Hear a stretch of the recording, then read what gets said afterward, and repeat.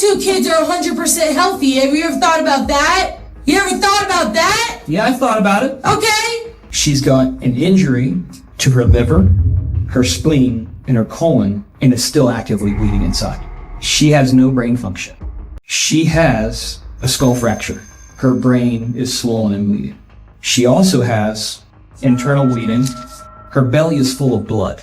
You're about to hear about injuries a doctor never wants to describe. A 2-year-old girl has a skull fracture. Her brain is swollen and bleeding. She has internal bleeding in her belly and damage to her liver, her spleen, her colon. Doctors say she has no brain function left. This isn't a car accident. This isn't a fall down the stairs. This is a little girl named Fallon Fridley.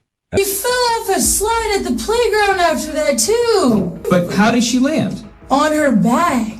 So how would that put bruises on her forehead?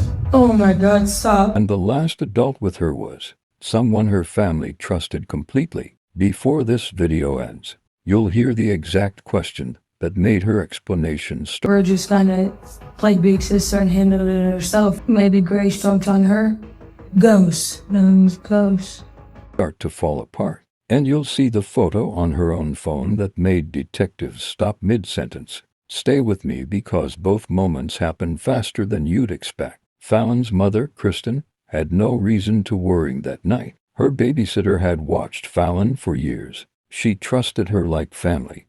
Pretty close friends for 5 years. But somewhere between a normal sleepover and a 9:20 p.m. phone call, everything changed. And one detail, a phone that died right before dark, would come back to haunt this entire case. If you want cases like this covered with real evidence instead of assumptions, subscribe now. We're about to walk through every contradiction, minute by minute. Fallon didn't survive the night, and the woman who was supposed to be watching her was about to sit across from two detectives with a story that wouldn't hold together. Bridge, to understand how her story could fall apart so fast, you have to see what happened before she ever sat down across from detectives. Here's the timeline detectives had to work with, and here's Promise 1. Delivered now. This is the sequence that made investigators suspicious before Kirsty said a single word.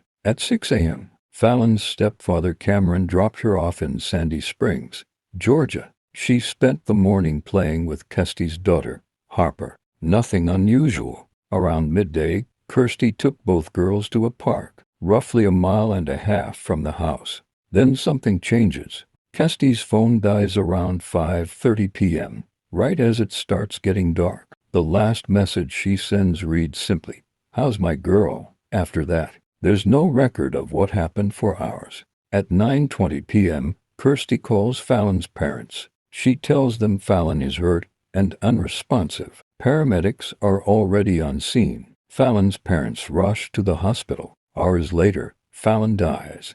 Kirsty and her boyfriend, Jeffrey Myers, become the last two adults who saw Fallon alive. Detectives bring them in separately for questioning. And here's where it gets strategic. Detectives use a ruse. They tell Kirsty that Fallon's heart is still beating, even though she has already died.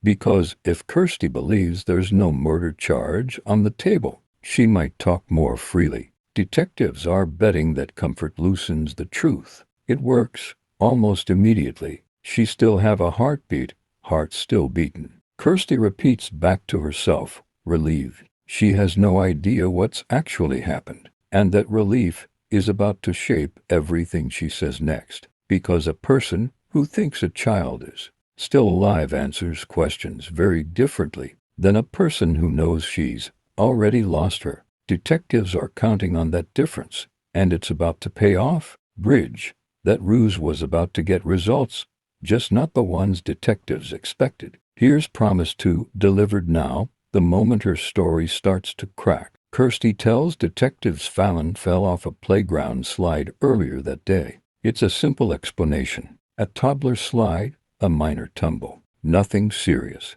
But Detective Pearson isn't satisfied, and he starts asking the questions that matter. 5 contradictions stand out from this interrogation. Fallon's injuries include a skull fracture and internal organ damage, far beyond what a typical slide fall produces. Kirsty says Fallon landed on her back, but the bruising is on her forehead. Kirsty claims Fallon was quiet all evening, which she calls normal, but detectives note that unusual quietness can also signal serious injury. Kirsty pivots without being asked, bringing up Cameron's criminal record, including prior child abuse and assault. Cameron wasn't present anywhere near Fallon that day, a fact detectives already know. How did she land on her back? So, how would that put bruises in her forehead? Pearson asks her directly. Kirsty doesn't have a clean answer. Instead, she pivots. She brings up Cameron's past, unprompted.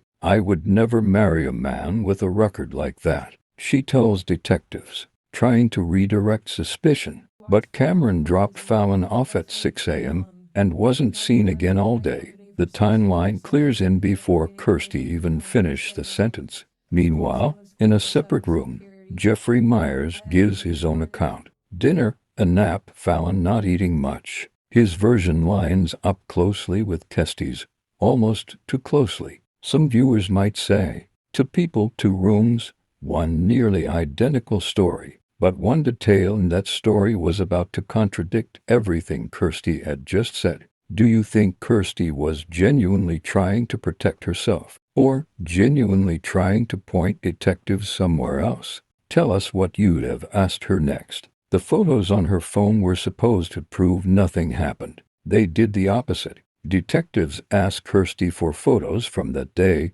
She hands over her phone without hesitation, confident they'll back up her story. They don't. As Pearson scrolls through the images, one photo stops him cold. Wait a minute, that can't be hurt. That's your baby, right? He asks, comparing an injury he sees to what Kirsty has been describing. It's a small moment, but it's the first time the evidence doesn't match her words. If a single photo can start unraveling a story this fast, imagine what the full case file shows. Subscribe so you don't miss how this plays out. In the other room, Jeffrey adds more detail. He describes Fallon coming out for dinner, giving him a hug seeming fine, then refusing to eat, then going quiet, something Kirsty had already called normal. She's a very quiet child, he tells detectives, echoing Kirsty almost word for word. But here's the gap nobody can explain. Between the last confirmed photo at the park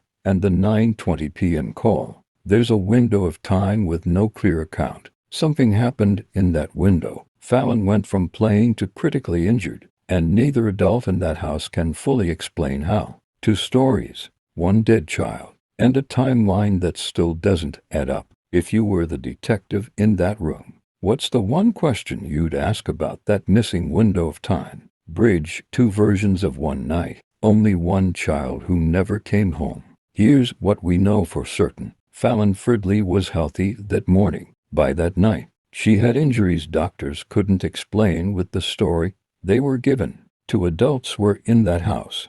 Their accounts largely matched, but the evidence didn't match either of them. Cameron, the man Kirsty tried to implicate, wasn't anywhere near Fallon that day. The timeline clears in completely. What happened in that unexplained window before the 9:20 p.m. call remains the central question of this entire case. We don't know the current legal status of this investigation, and we won't speculate beyond what detectives have said on record. If you want us to follow this case as new information comes out, subscribe and turn on notifications. We cover cases like this the moment there's something real to report, not before. Fallon Fridley deserved a normal childhood. Instead, her final hours are locked inside 2 conflicting stories and 1 missing window of time. Which part of this timeline doesn't add up to you? Drop your theory below. We read every one, and it shapes which cases we dig into next.